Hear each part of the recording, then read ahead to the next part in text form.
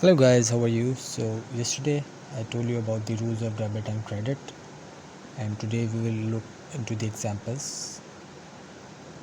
First example is cash sale of goods. So let's say a company sell good for $500 in cash. So the double entry would be cash account debit by 500 and sales account credit by 500.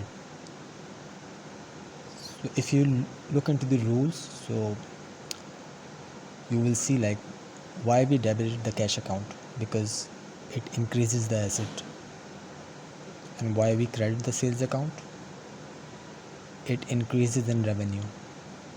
So always keep in mind the rules of debit and credit while you making the entries. So we will go to few more examples, and if you have any questions, so you can just send me out comments and messages, so I will reply you back. And if you have any other entries in mind, you just send me message, I will reply you back, and we will gonna solve it. Thank you very much.